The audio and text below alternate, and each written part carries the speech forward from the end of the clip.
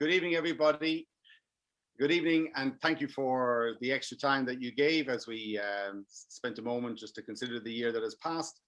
And now looking ahead at the future vintage, which is 2021 in New Zealand. It's an amazing feat of technology 1 year into all this that we are looking at Bill and Claudia Small, our number one, or amongst the great New Zealand winemakers in their vineyard. Bill and Claudia, good evening, welcome, thank you. How the hell are you making this happen, and where are you? Well, we're here in the Awatere Valley in New Zealand, so one valley over from the Wairau, and we're standing at the top of one of our very, very favourite vineyards, and this is one of our Sylvia Reserve vineyards. Nice. So the fruit behind us, which hopefully is going to get, hopefully a harvest is going to turn up soon. Yeah. We're not sure about that. What time is it? Yeah, today's the day when we're planning to harvest it. We're hoping that the harvester will be here in the next hour or so, but at least around that time. But just because the way harvest tends to work, we're just waiting for it to happen. So it's lovely. What time of the morning is it, and what temperature is it? Okay, so we're at 9 o'clock here. Is that right? 9 a.m. Yeah, it's about 8 degrees, I would say. Yeah, maybe 10 degrees. Yeah, it's starting to warm up. So it's a pretty typical Marlborough autumn harvest day. Lovely weather for ripening grapes. Not too hot, not too cold. Sort of cool nights, beautiful still blue days. It'll probably get up to about 23 later today. Just like perfect. And so the idea of waiting for the harvester that may have broken down, or maybe just be getting a flat white as you do there. yeah. But are you trying to capture the nightly aromas, the early morning characteristics aromas in the grape, or why you picking it early? Why we like this time of day is because it's cool. It means that we don't have to spend so much time in the winery trying to get the grapes cold. And when the grapes are cooler, you tend to preserve more of their natural flavours, which then we carry through to the wine. So it actually makes a better glass of wine. Awesome. But it's actually been quite cool. Like, it's only March, which is still pretty early for us to be picking. Like, it's a really early season. And it's quite a cool March. So we're not as concerned about picking during the day as we normally would. Yeah. Very actually, we're having a lovely season. Yeah. Really well, good. Yeah. Other than the fact there's not much fruit. Yeah. Oh yeah. Well, and that, I mean, maybe you just put in context briefly, and welcome to everyone, and thank you for all your contributions into the chat room, letting us know where you are and what you're drinking. And yes, it's this whole thing has transformed into an incredible community. Those of you who recognize each other from when I or Eamon and I used to do these tastings. So please keep the chat going there. But it'd be great to know, guys, what, if you could, Bill and Claudia, tell us, how does this vintage relate to, in terms of farming, wheat, crops, various things, what's the relationship between, Okay. growing grapes? Yeah, what we can probably do is, we've got the guys who own this vineyard is Dave and Greg Hammond, who are with us too. We can bring them on the screen. They can explain that probably a little better than we can. But Dave and Greg, do you want to come across? So this is Greg, and this is Dave. Hello, Angels. Good to see you. Who have been... Here we are. Nice one, guys. Ray, how are you this morning? Good to see you again. It's been 2 or 3 years or something like that, but nice one. Thank you. And so you guys own the vineyard, and Bill and Claudia are smart enough to work closely with you guys. But you well, I think it might be the other way around, Ray. I think we're the ones lucky enough to be working with Bill and Claudia, because they certainly take some of these grapes we make into perfectly good wine. So I think we are lucky to be working with them. You're forgetting how, in the beginning, do you remember how I talked to you, Dave? Yes. I just used to ring Dave sort of every month, 2 months. Hey, how's that fruit going? Want to sell it to us? Well, we're blessed with a good climate here. That's a good start to making good wine. Yeah, I think Dave and Greg's spot is a particularly good spot as far as vineyards in Marlborough go. Why is particular conditions we get here. Why is that, Bill? Why is? Can we let these guys answer? I've got a few ideas, but they might have a better thought. Well, it's just where we're situated, I think. We didn't realise when we first started growing grapes just how valuable the site was, really. But as time's progressed, and you become more interested in wine. You look around the world and you see the great wine growing countries, and we're on about the same latitude. We're blessed with long hot summers and bordering on drought quite often, and under those circumstances, you can produce good wine. And how old is this thing? When did you guys plant it? We planted this in 2005, I think it was. Yep. Our first plantings were 2003, and 2 years later, this part here was planted. And what did you do before then? Or what are you still? We were mixed farmers. We were running sheep and beef, and doing quite a bit of cropping, cash cropping, cereals. We grew a lot of lucerne, which is a plant which wherever lucerne does well, grapes I think do quite well as well. And we probably would have had probably something in excess of 100 hectares in lucerne pretty well all the time.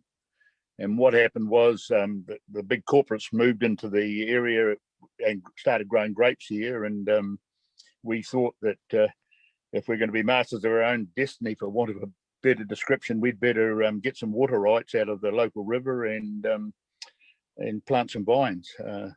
So that's what we did. Those big corporates, they'd moved in and got the easiest land close by the river. And of course, they were swallowing up all the water rights. So ourselves and 6 other neighbours formed a company, and we put an irrigation scheme in, and we started planting in 2003, but we had water on farm in 2005. So we wanted some vines all ready to go when we got that water, so that's the way we did it. And we're pretty lucky because it's turned out to be a really great spot for Sauvignon. Yeah.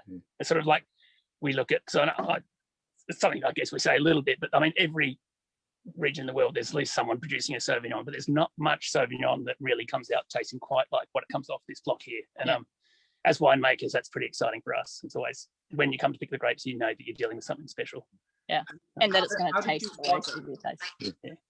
Bill and Claudia, you're on the viticulture, the grape growing side of things. Bill towards more winemaking side of things, but you're a maestro combination. But how did you find Greg and Dave, and how did you seek it out? Can I? The area is Bill. Yeah, the way it worked out was before I was doing our own stuff with Small and Small. I was working for a much bigger company back in Blenheim, making wine for quite a few different people. And one of those clients was a company that purchased grapes from Greg and Dave. And because we were working on such a big scale, I was lucky enough to see vineyards from right across Marlborough, all vinified separately. And it was actually quite easy to see that some spots outshine other spots. And one of the ones that always came up with the stuff just around here in the Aromatic, including Dave and Greg's vineyard. And I think that was sort of just after the global financial crisis, and there was a few extra grapes going spare. And so we just, as Naked was getting started, we had the opportunity to go and talk to people who might have had some of those spare grapes, and Dave and Greg were one of them. And so we happened just... It was a timing thing. With timing and luck. And luck, Naked was getting started and going well, and these guys had spare grapes, and Claudia stalked Dave and sort of kept ringing him up. I don't know, quite a bit. Eventually, Dave relented, and sort of it's been great ever since. So we were just talking about it earlier. We think we've been working together for 8 seasons now, so it's always a great time of year when we get together at harvest time and sort of go over everything that's gone before us in the year. And so it's it's really come to that culmination today. And hopefully the harvest arrives and we can start producing, start making this wine that you will hopefully enjoy next season. Yeah, absolutely. I think for Dave and Greg, I mean, they're probably about to breathe a sigh of relief, because it's, once they get their grapes off, it's at least a bit of a pause for them, because they've been going. When would you say you've started getting busy in the season? When does your work start? Day 1, September 1st, usually. Beginning of September. As soon as we get bud burst, it's we're fully on right through till vintage, really. We get very busy at times. We do a lot of work at night, just catching up and what have you. So yes, it's fully on from bud burst. It's one of those things that nature doesn't stop for holidays or anything like that. So it's just go. And Christmas is always a terrible. Christmas is always really busy. Christmas is a very busy period. The only thing that keeps us going, it's saying then, is Claudia usually turns up with some lovely meringues she's been doing for years, and cherries. cherries and meringues to bribe us, just to keep us You could on the almost- job over Christmas. You could almost supply every angel with a wee bag of meringues every Christmas. Thank you very Thanks, much. Greg. Fair enough. Excuse me. Guys, could you? So it's a very amicable relationship. Yeah. Yeah, Bill. Or Shall we Claudia, have a bit of a look in Yeah. the vineyard now? yeah, take us for a quick Yeah. squeeze at the vines. Yeah. Cool. I'll Okay. try and. Can we turn this around? Yeah, I'm going to So- turn it around. There we go. Oh, that's the back of our ute. Yes, back of our ute, which is very attractive. Which one do you want to go down, Claudia? Should we go down this one? Down this one here. Incredible scenery. So as I was saying before, these grapes are sitting on the vines now, and they're probably 2 or 3 hours away from being harvested, and then they'll go off to the winery, and then the next half of their life begins. So Amazing. we're looking north. And Blenheim's over that hill. Yeah. And then the river is sort of at the base of those hills. So that's the Awatere River where these guys get, well, everyone gets Yeah, their water. all Yeah. the valley gets Yeah. a lot of Yeah. I mean, It's two. such a Go on, well Ray, sorry. beautiful vineyard. I mean, the Oh. work, the It is, detail, the canopy management, it's incredible that's gone in there. Yeah, so this is like sort of standard Marlborough VSP. It's really nice and high. And so we've got like a massive area of leaf that are like our little Call it the engine, don't we, Claudia? yeah, it's our engine, and it's looking a beautiful color. And then you'll see down by the fruit zone, some of the leaves are looking a bit ratty, and that's because they actually leaf pluck with like a sort of air pressure. Yeah. Yeah, they shoot air through to break up all the leaves, and then you've got the beautiful fruit here. Can we eat some? Yeah, we can get it in. Ah, Oh, That's what Sauvignon looks like Oh. on its day of harvest. If you can Yeah. see that, I hope my Yeah. camera resolution is doing that. maybe see it in it's so bottom yummy. there. It's amazing what this technology does. But Yeah. And Claudia, are you tasting it there? Can you give us a detailed tasting note? Right, I don't do tasting notes. Ah, It's delicious. it's a for people who have only ever tasted supermarket grapes Oh, that have been probably sitting in a cold store for 6 months and come from the other side of the world. There is no comparison at all. It's although you do have to spit out the skin. you have to spit out skins and seeds, but the amount of flavour that goes on in these grapes it's bonkers. It's amazing, and especially right now on sort of Yeah, right. today in the cool of the morning on the day that you pick them. So usually what we do is they're taking weekly or even sort of every 2 times a week, they'll take a Brix test. So they'll measure the sugar level and they will measure the acids. So there's a perfect time for harvesting it as far as Brix and acid levels goes. But then a lot of the last factor is Bill coming in and tasting it. So the winemaker, Yeah. especially Bill, seems to have a very good palate of knowing exactly the moment of when the best opportunity to harvest is. So I think 90, what was it, 50% science, maybe 50% Bill? It was 100% science. I don't know if I can say this, but we had a lecture at uni. Yes, he said that was 50% science, 50% art, and 50% bullshit. I think that's probably pretty fair. But this time of year, I think a lot of my and Claudia's work is actually just spending time going around all our vineyards and just getting a handle on how the flavors progress. Because 3 or 4 weeks ago, these grapes are pretty unpalatable. They're like a really green apple. Yeah. That's probably the best description I could use. And you don't really want to eat them. And slowly you'll get the flavors starting to develop. You get the sugar starting to come up. The acidity starts to drop away. And for us, it's just getting an idea of that trajectory of flavor. And so we're keeping that all in our head. But at the same time, we're always looking at the weather maps, seeing if there's any rain coming through, because the last thing we want is unnecessary rain on top of this. So it's all about just trying to map our flavors and making sure we're picking it at exactly the right time, so that by the time it gets to people at home, it's tasting amazing. Bill, a question then. So to what extent is what you are tasting today is going to get picked in 2 hours?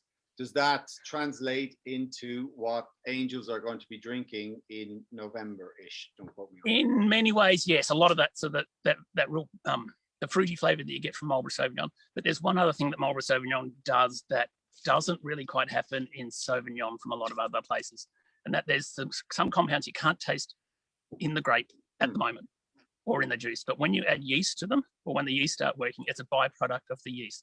They chomp on something in the grape. Gotcha. The yeast metabolizes it, puts out this amazing sort of passion fruity.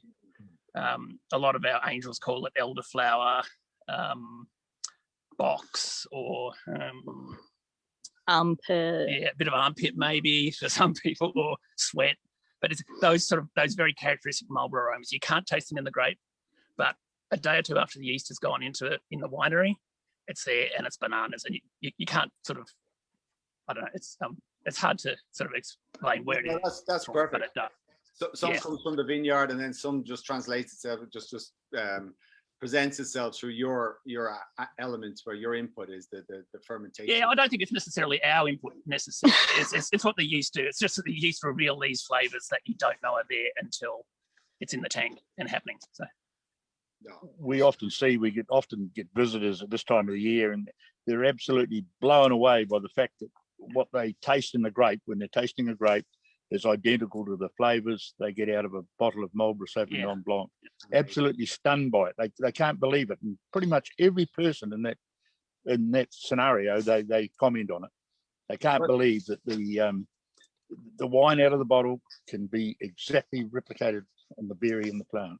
Well, Dave, you've set yourself up for a massive influx of visitors, because let's say 2 years to be prudent, when people can travel, can all the angels go and visit you in the vineyard whenever they want? Is that what you're saying? Yeah, they'll come and see Dave. He loves showing pictures. Come on, Dave. They can even do a day's work if they feel like it. Maybe even 2. Yeah. They like picking, but yeah. No, we used to get lots of angels coming through and visiting us back at home, and guys from the UK who had drunk our wine and managed to track us down. But we haven't had anyone for the last 12 months, and that's been a little bit sad and quiet for us. Yes. So yes, if you are in the UK and you're fancying a trip sometime, hopefully in the not too distant future, we would love to see everybody. It was just announced today, so we'll give it a bit of time. But yeah. Tell us what's next, Claudia. Where are we going? Shall we head up the hill? Because I feel like I hear. Do you think a harvest is? I don't know. Sorry, don't tease that. Okay, sorry, I'm not going to tease that. Possibly going to discuss how the growing season's gone to date. Oh yeah, that's a good idea. Shall we head back up to the ute? Look at that sky. My gosh. And so, is the weather been favourable for the rest of the week? Is it going to be a good harvest in that sense? Yes, well, we've pretty much got everything on our radar for when it's planned to book. We have got a harvester over in the background. I don't know if he's over here. Oh, is that our guy? Yeah, he looks like he is. Awesome. Yeah. Well, come on up. So yes, we've sort of got everything on our radar to pick in the next sort of week or 10 days, and the forecast of 10 days is looking great. So we can't see any hiccups from now on. So it's really good. But Bill, pretty happy with the season. Yeah. But you and I and Claudia and the team at Naked have been chatting. And how was the vintage? So the grapes look good, and the day looks good, and the harvest is about to roll in. But with regards every other vintage, how's 2021 looking in terms of, is it the same? Is it normal? Or are we a little bit up? Are we a little bit down? Where are we? In terms of quality, which I would say we're probably pegging pretty closely with 2020, and quite a few angels have tried our wine there, so it's very consistent. Of both really good seasons. I mean, days like this, and up there with 2019 as well, which is also a good season. And in terms of quantity, we're still the jury's still out on volumes, but I don't think it's as strong as it has been in recent years. So. But I mean, I guess you have to take a step back and go, it's nature, and we are. Yeah, it is nature, and that's what it is. And a bit like farming, you just got to go with what the gods or nature gives you, and so exactly, yeah. Well, this year we're a little bit down. It's understandable. Sorry, Claudia. Yeah. I was going to say, but it's been a fantastic season. Like, it's been warm but not too hot. Like, in 2019, sometimes it was just a bit hot through that summer, and some of the flavors blew out a bit. So it's been a great summer. Also because we haven't had much rain, we're kind of droughty. Yes, droughty, very dry. Yeah. So that we haven't had the disease pressure. So the fruit is like clean as a whistle. And that has meant that we can sort of hang it out a little bit more, because to get those more voluptuous flavors. We haven't got the reason we're picking is because the place is perfect, not because we've got a big storm of rain coming through next week that we needed to get it off before. So as winemakers, that's a big relief. That takes a lot of pressure off. Yeah. Awesome. We've just actually finished a long night last night. We harvested pretty well right through the night, and beautiful evening it was. And then carried on right through the night. It was quite mild and quite a pleasant pleasant night to be out working all night, if there's any such thing. If Dave's looking a bit jaded, you'll understand why. God, fair play, Dave. You're a legend rocking up at this hour of the morning. How much hours? It's a legend. Should we? Well, Do the harvesters need direction? I can go down and see them. Down and Do you want to see. sneak I'll, down? I'll shoot Where down. do you want Can we them to start row Do you one? want Can we start and start in tappy? row one? Yeah, we'll start Tappy do row tappy one? first. Oh, Oh wow! or do you want to do down here? No, I want to do tappy first. I mean, but this end of What the that hell? way where I you think can- what the guys are doing, they're inviting up the harvester to the I don't. side row, kick it off and give us. That would be amazing if we got Ma- a quick view. Maybe we might be able, maybe we could cross to it at the end of this session if it's running. If anyone who would like to see it actually operating, we could well be up and running. I'm sorry we couldn't get it done quite now, but that's the way That's things okay. happen. these things schedule. So and the machine, watching the machine in action is incredible because it's quite a piece of technology. yeah, like massively expensive. And they really treat the vines so gently and just sort of caress the grapes off. Quite noisy, but like you lose very little leaf after the harvest has gone through. They're amazing. Yeah. No, fine. I think Go ahead. I was gonna say, what's interesting, because people often ask us, why don't you hand pick it? And the reason for us is that a machine harvester probably does the work in an hour of what a person would do in 10 days. Would that be fair to say? If we're taking more. So they work incredibly fast. And for us, it's getting that harvest date exactly right that is most important. So we can come in and we can take off Dave and Greg's fruit in a matter of a morning when it would normally take a gang of 40 or 50 people a couple of days otherwise. And then Flavors have the cost of to another level, and and the cost of labor, the manual harvest. Oh, yeah, we've got Marlborough has big problems with costs of labour at the moment just because of COVID and closed borders and getting people into the country. So yeah, we are very lucky that we aren't reliant on having people to come in and handpick it. So. No, that makes sense. So well, we will do that. We will bounce back for the last, let's say, 5 minutes to come back to you guys, and we will go over to Australia. Maybe Laura, who's our producer, can to go over to Oz a little bit earlier. But just if you can just share, Pinot Noir, where's that in the production? We have got our last day of Pinot Noir picking tomorrow and Friday. Again, it's been a small year, but an amazing year for quality. Just especially with Pinot, which is very much dependent on having low yields, tiny berries, thick skins. No worries there this year. And it looks great. And yeah, we're quite excited about that. But Pinot Noir, we do hand pick it all, and we are often dealing with quite tricky sites, and there's a lot of TLC and a lot of love to get it off the vines, and we'll be happy when we get it all safely in the tank. But yeah, good things coming up as well. Nice one. Well, it's incredible to just be so close to the nebulous of everything that people crack open after a greater or worse day when they get home from work, or well, they've been at work at home anyway all year. But just to open one of your wines and it's just to see the scenery and where it all comes from and stems from is amazing. So we'll come back and see the picking. But Bill and Claudia, and Greg, Sam and Nina very well. Nina, did you work in New Zealand? Yes, I did. Hi, Bill and Claudia. Hello, Nina. Hello, Sam. Yeah, I was there for 3 years, and that's how I got to know Bill and Claudia, and kind of how I ended up working for Naked Wines. Yes, that is true. Nice one. You miss it, don't you, Nina? Yeah, I do when I see her. Yes. So pretty. Amazing backdrop. Beautiful. Right. So, well, thanks a million, Bill and Claudia. We'll come back in. Well, you tell us. You just We'll pop text you guys if Get Precious and just show us a machine harvester, and it might overtake the great price. Cool. That was amazing. See you in a bit. Cool. Thanks, guys. Bye. Good to see you. So Sam and Nina, g'day. So now, what are you 1 or 2 hours behind New Zealand? Is that right? So the sun is just coming up, so about 7:30. Yep. Thank you for the early start. I'm sure all our angels are very grateful. But did you sleep, Sam? Sometimes you sleep in the winery, do you not? I do. So we're in the real busy squeeze of vintage. So I've got a pretty nasty little bunkhouse room. So so I slept here last night, and yeah, maybe half the time I sleep at the winery, and it's a bit embarrassing when I'm not here. I literally want to be here. It's an illness, perhaps.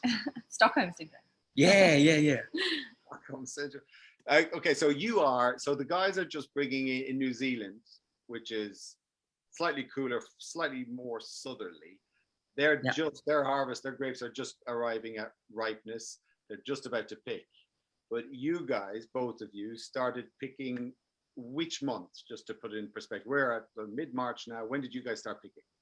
My first pick was February the 20th this year, so I've been going for a little while now. Yeah, and we were actually early Feb. So we've crushed about 850 tonnes so far. And probably bottles, Sam? Look, it's not quite, but that's about, actually it's a bit of a frightening number. That's about 850,000 bottles. And we'll chip over 1,000 tonnes this year. And that's a big year for us.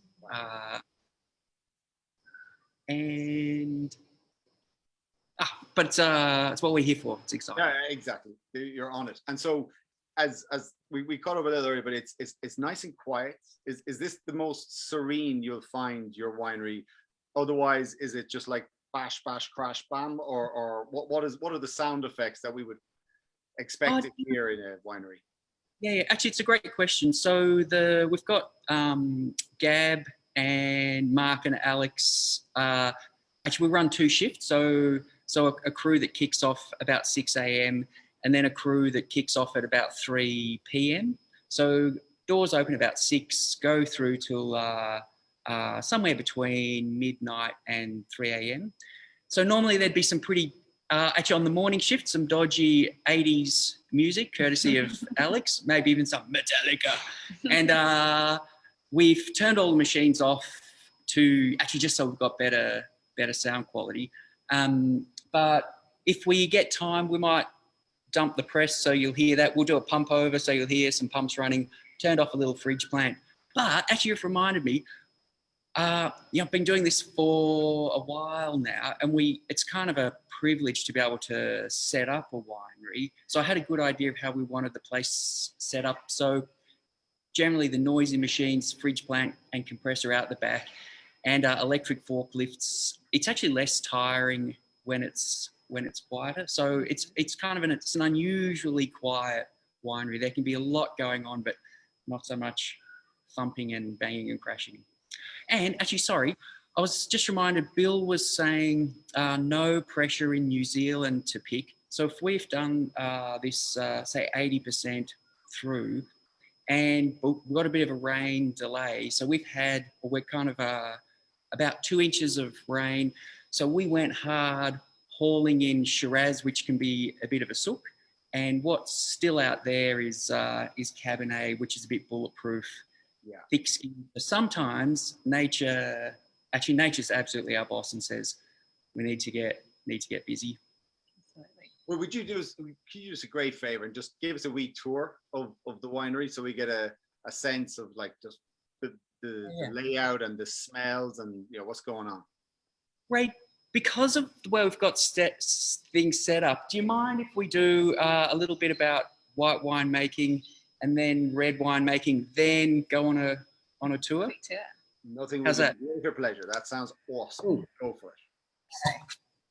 I'm the dodgy cameraman today, so camera person. There we go. So, I wonder if you can make. Can you make it on the big view? Yeah, sure. Sorry, guys. Nina and I are technically a bit 6 out of 10.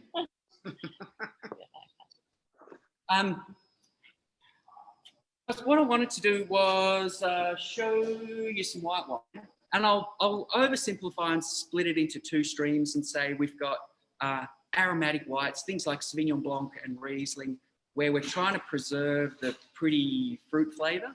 So, and that's generally about keeping it away from air, which has got oxygen. So those aromatic varieties fermented in stainless steel tanks, like, actually, anyway, these things here. And we've probably, we've got almost 1 million litres of stainless steel tanks. And then things like Chardonnay and Viognier, we might ferment in a barrel. And actually, this is some of Nina's beautiful Viognier. And do you know this? This is your 2021 vintage, Nina, is it? Yeah, exactly. 2021 Viognier. So this is actually, it's cloudy. So there's some suspended yeast and so on in there. And it's got a really pretty apricot-y perfume. And sometimes Nina and I will talk about lees stirring. So the lees are, it's this mass of dead yeast cells. So this barrel, it holds about 450 litres. And the lees, which hopefully I can scoop some up. Wait, there's some of this creamy stuff. Those are the dead yeast cells. Yeah. And actually taste a little bit acidic. And if we emptied the clear wine off the top, there'd probably be about a bucket of this creamy, and it would be about the consistency of really of thin cream. And every so often, we mix it up, a bit of lees stirring. Is there a song you sing, Sam, when you do that? Metallica. Say that, buddy. Say it again. Is there a song you sing, a traditional lees stirring song? Maybe you give us a rendition. Do you know, a lifetime ago, I played lots of music, and I've become one of those shy people who's not brave enough to put my playlist on in the cellar. I actually, when new barrels came in, I thought it was a kind of spiritual experience, and I would literally play music and play bongo drums on them to tune them up. So I'm not sure if you can see, but this is the lees stirred one, which hopefully shows as a bit more cloudy. Yeah, left of our screens. Yeah. Yeah. And so will we swap camera people, Nina? Do you want to? Sure, yeah. We can't get it onto speaker view for some reason. Right, so here I'm in front of some red wine. So you see these grapes, this is to start with, some red grapes. Look very nice, and they actually look blue, and they are delicious as Cabernet. But when I squeeze it, this might be quite hard to see on the camera, but it's completely clear. So how do we end up with red wine is probably your next question. And the answer is from the skin. So this is a fermentation. We've just pulled out some of the juice out of a ferment, and you might see that there's all this wine under here, and then a thick cap. So I often talk about a cap of skins at the top, and that's where all the goodness is. And the reason they're floated to the top is the yeast produce, while they're chewing up all the sugar to convert it to alcohol, they also produce carbon dioxide and heat. So the carbon dioxide we need to manage by plunging constantly the skins back through the juice so that we can extract. Bit of a freeze. I think all Sam's emails are finally coming through, and that's what we're hearing. Which we also have to manage by releasing it. Gotcha. We lost it momentarily. So let me show you what's going on here. You're good to go. You're good. Plunging, yeah. So I'll show you what happens. So the carbon dioxide has pushed all the skins to the surface of this wine. So what we need to do is literally just plunge it through. And if you come closer, Sam, you might see the juice underneath is really, and it's actually so warm, it's like a bath. So what we do is we do use our hands because it feels so nice, but we also use a plunger usually. And we're literally just plunging those skins back through this. Hopefully you can, beautiful purple colour. Can you see that, guys? Yeah, very much. No, it's super vibrant. It's incredible, and just actually, it's tactile. It looks so inviting just to get involved and do that. Amazing, and it's so hot that we're exactly, and we do sometimes actually stomp it as well, which is extra fun. But I didn't think you'd want to see that this morning. So that's what we're doing here. Nina, quick question. Sorry, Ray? Yeah, just a quick question. Why the need? So you mentioned that you need to release that CO2 that's got risen to the top. Is there any other benefit for all that? Like when, if we think of some images of maybe people in Portugal and they're all sort of arms around each other and stomping on the grapes up and down, what's the other benefit from doing that? Oh, it's not so much about releasing the CO2, but more about getting the skins in contact with all the juice. So if we don't do that, we're not extracting the tannin and the color and the flavor from the skins. So that's why we're constantly moving it around. You can do that in all different ways. So when we ferment in a larger tank, we can do that by pumping it over. So we might show you that as well. And so I'll just jump in. So when Nina squeezed that berry in, the juice was clear. So we're trying to homogenize the skins that's got colour, flavour and tannin to extract all that good stuff into what would otherwise be white wine from red grapes. Exactly. Gotcha. Then the next stage will be pressing. So we'll actually press it through a press like this, or sometimes a basket press if we've got a really small batch. And then what comes out is these completely dried, so it's extracted all of the juice from the which is now wine, from the skins. So that is completely desiccated. That's how powerful the press is. And that's when we get that amazing finished product, which is the wine. And Nina, do you want to give a handful of squeeze just to show that there's nothing left in there? Literally nothing left. It's just completely dry, like sultan. And one of my brothers, who's a farmer, his tip truck is parked out here, and we put all the skins in stalks, load his tipper, and it ends up as sheep feed. Will we do the pump over? Yeah. Hey, Mark, are you about? Okay. Oh, do you want to do the pump over? Yeah. Cool. There we go. So this is sounds talking about a pump over, and I think this is the other method that they can use to, rather than hand pressing it down, this is a sort of a mechanized. So guys, this is Mark. He's assistant winemaker here, got his wine science degree. Mark is going to help out with the pump. Oh, so we can see, anyway, there's what we call a mono style pump. We'll come up to where Nina is. Thanks, buddy. This is really moving a feast. There we are. So,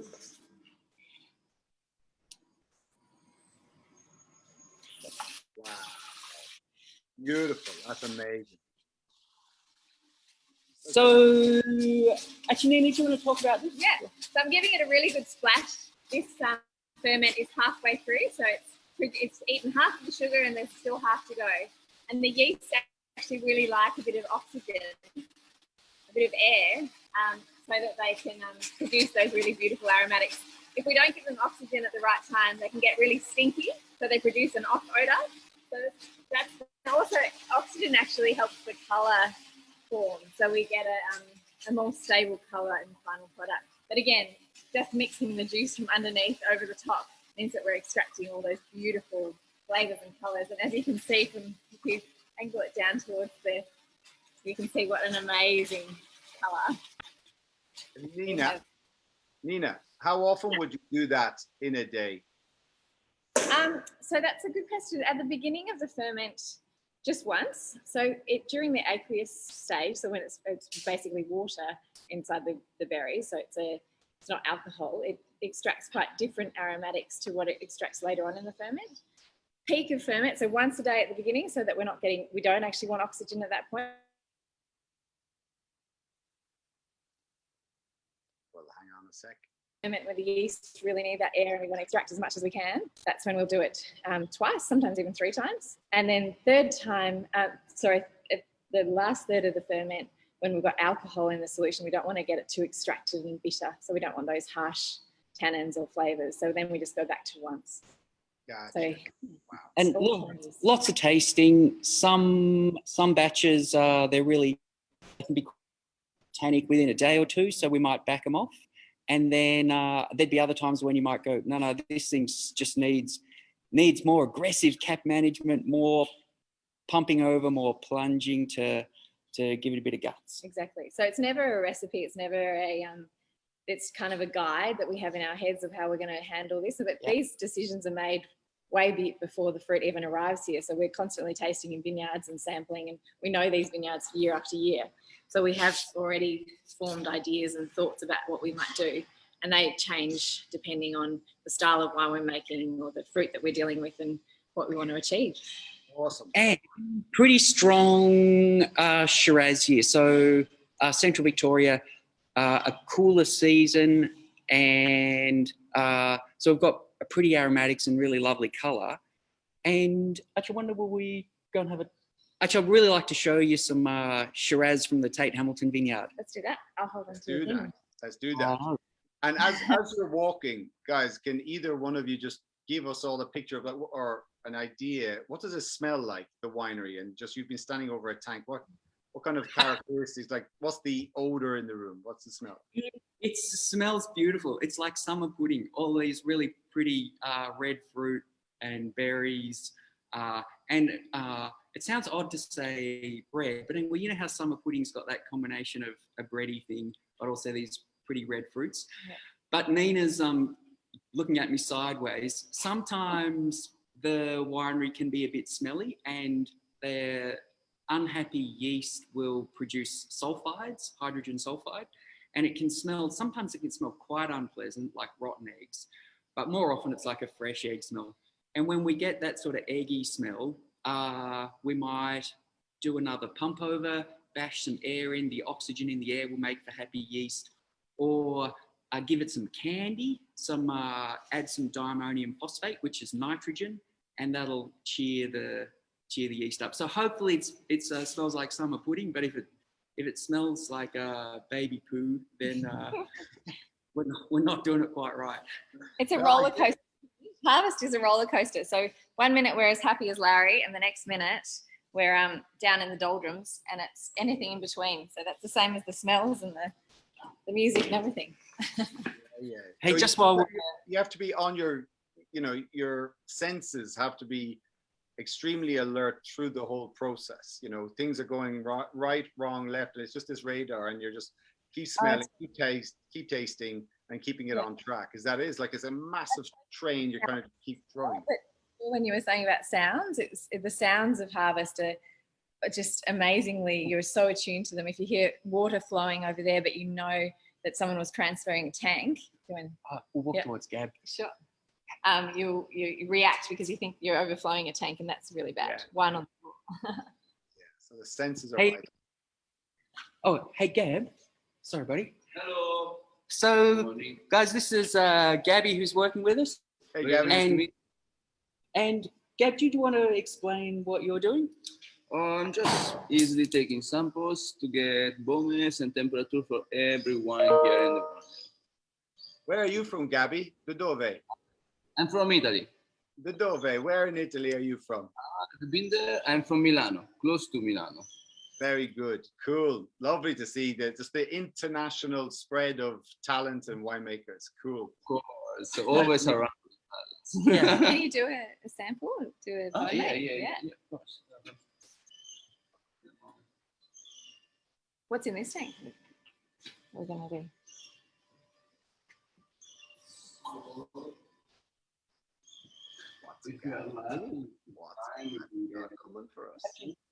Oh yeah.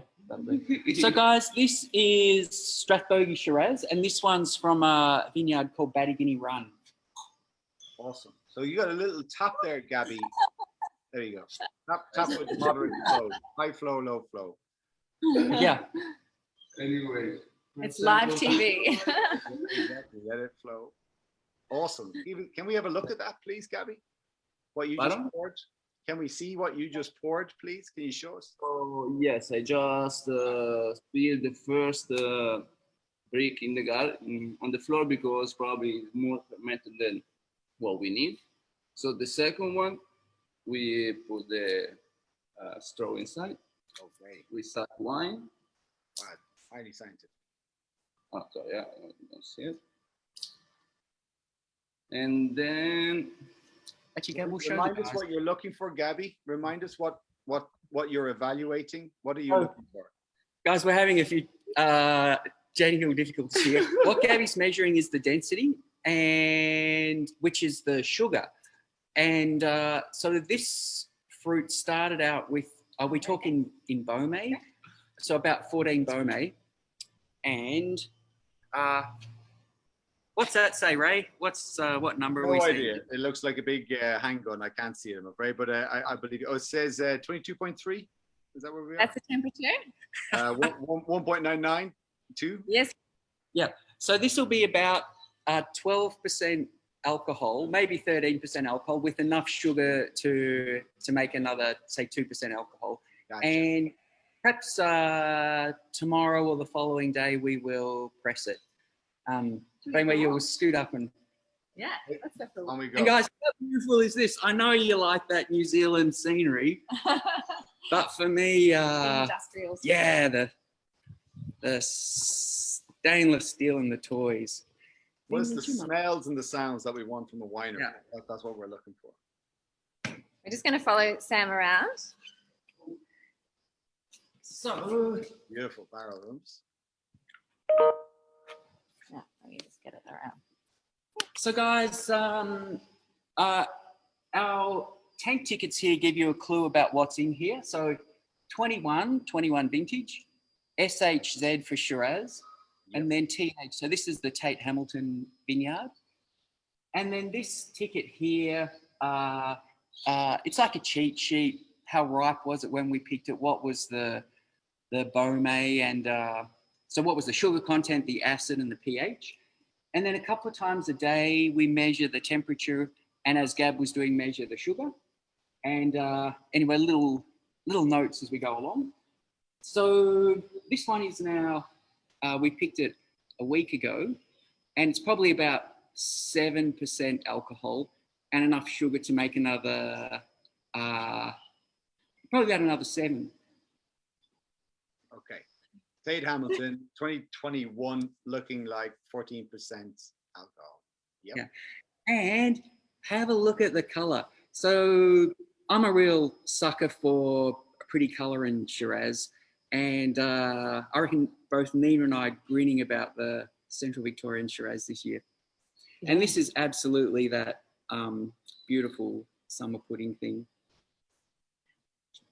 Here we go. And sometimes at this time of year when we're tasting things, I wonder, why do we turn this delicious sweet fizzy thing into nasty old wine? But anyway, that's what we do. Hey, we might dump a press, just show you the skins falling out of a press.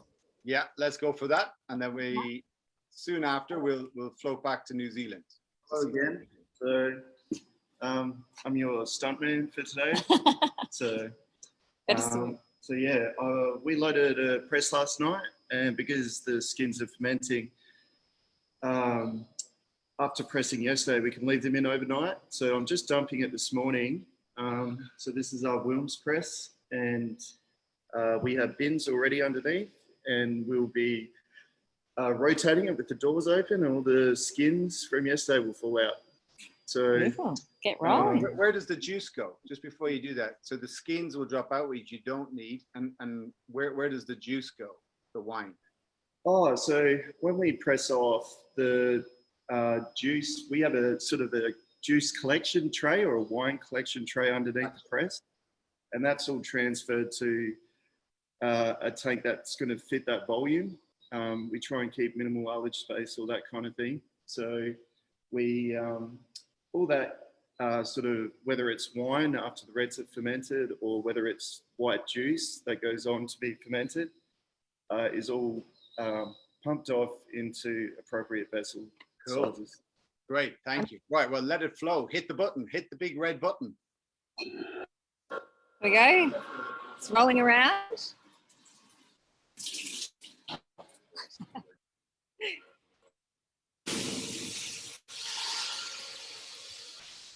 And the smell is absolutely amazing. What's the smell? It smells like grappa. You know, they smell. It smells quite delicious. Oh. And again, it's just these actually these look a little bit damp, but you can see the berries are with this red berries turned into this pale pink nothing. We've squeezed everything out of it. Oh, fantastic. Oh wow. Yeah.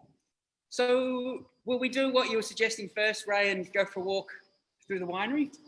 Well, we'll do a quick stroll, and then we're going to bounce back over to New Zealand and see those guys harvest as well. So, but yeah, let's have a quick tour as well. Yeah, I reckon looking at the harvest is really interesting. So you pull the pin the moment you need to. I think people really want to see your winery, Sam.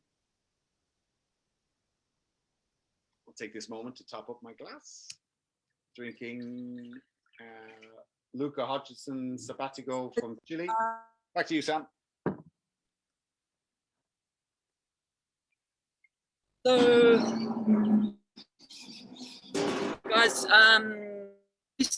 the grapes put about 12 tons of fruit into this receivable bin, and vintage is a war of attrition. Sometimes the machines they fail when we work them, and regrettably, this receivable bin's given us grief. At one point, we had the hydraulic rams off and doing dodgy things with the forklift lifting it up.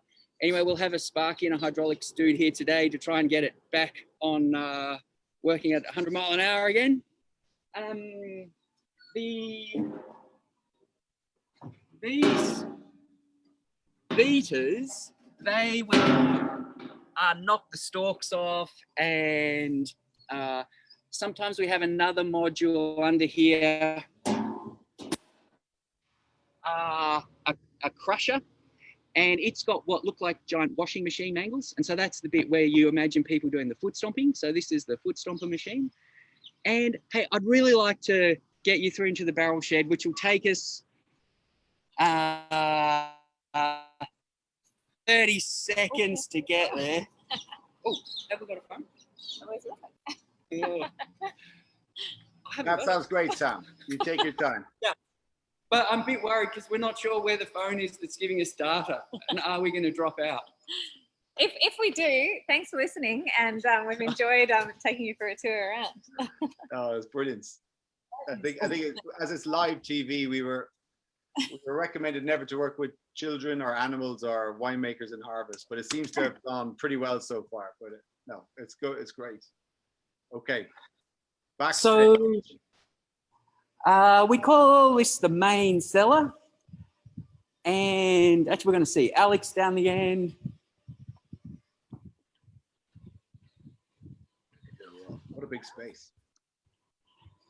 So this is 4 barrels of Pinot that we filled last night. So, and we call this room the small cellar because it's small. And we're putting, actually, hopefully in the next few days, we'll have all this catwalk up. Nina, would you mind moving that? Sure. Later? Catwalk is sort of like where you walk above the tanks. Is that right? Yeah. Okay. Rather than a fashion show. Yeah, but it could be a fashion show. Ooh, barrel love. And then this beautiful place. Wow. So do you want to take over here? I'm just going to turn these fans off. Sure. This is where the aging process happens. So after we've done that intense, immediate stuff at the beginning, with what we've shown you, then the wine will be transferred into barrels where it ages, and that's where we get those toasty oak flavors, but also that softening of the wine. So when you tasted it straight out of the press tray, it tastes it's quite delicious, like lots of flavor, but also quite sour. And that sourness is going to go through the secondary fermentation, which is the malolactic, and that happens in here, the magic room. Awesome. How many barrels do you have there, Sam? It would be maybe 700. Wow. And they're expensive. They're expensive, and they need a lot of maintenance, care. Yeah, they do. And actually, thank you so much, Angels, because you literally pay for the barrels. The very first year I've made wine with Naked, which was, or independently, was 2012 vintage. And Eamon, who you mentioned, actually I sent him a little video of some awesome Gentle Annie Cabernet with a really thick cap. And, you know, Nina was talking about that cap of skins in the cylinder. So that thick cap meant lots of colour and flavour, lots of good stuff. So I sent an email to Eamon saying, hey, buddy, if I could, I think I could make you something pretty smart. So before we actually had a bank account, Eamon was trying to send us $70,000 to buy 26 new barrels, pay the grower $1,000 a tonne for fruit, pay myself $1,000 a tonne to turn it into wine.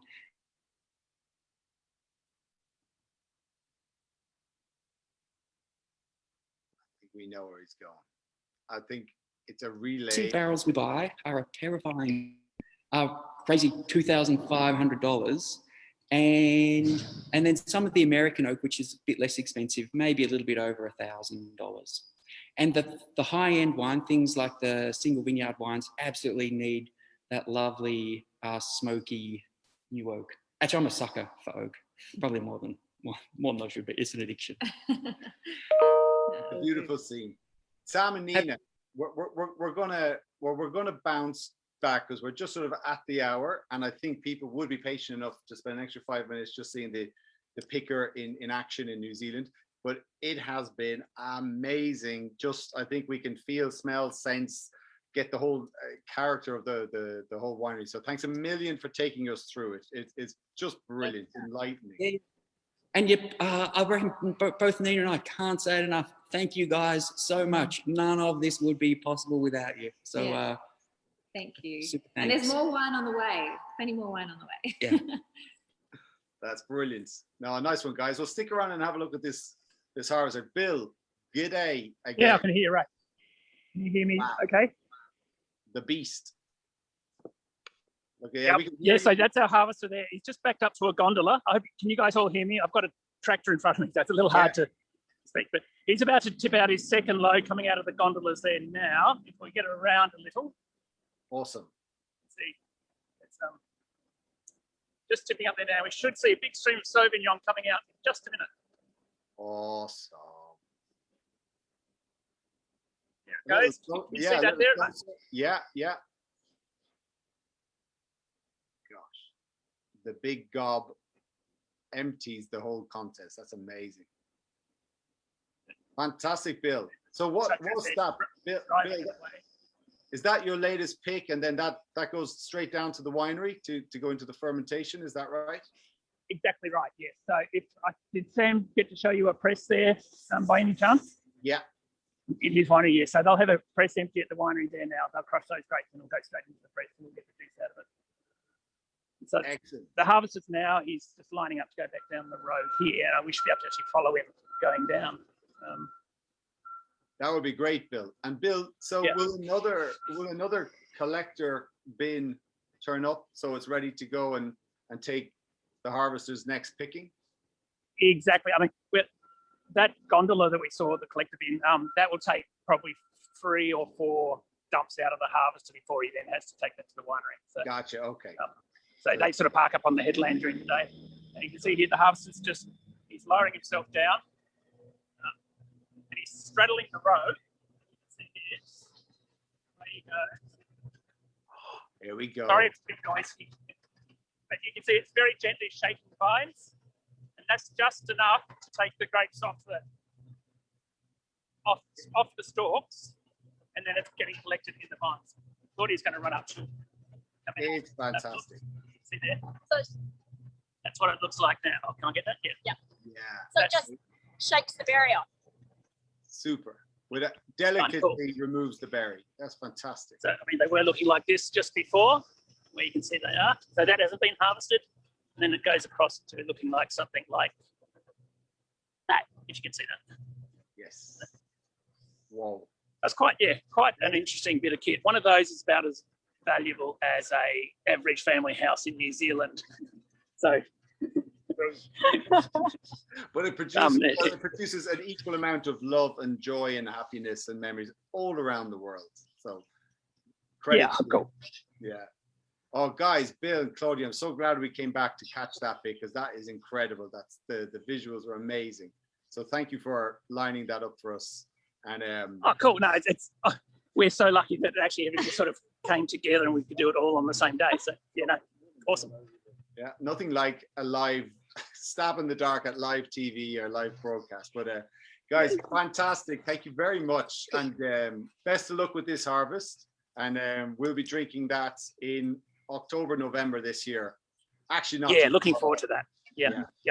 Dave in the background, thanks for all your hard work. It's amazing. We love Sylvia Sauvignon Blanc. We love all the Sauvignon Blanc. Thank you very much. A labour of love, right? It's a labour of love. Great. Thanks, Ray. Bye. Cool. Thanks, guys.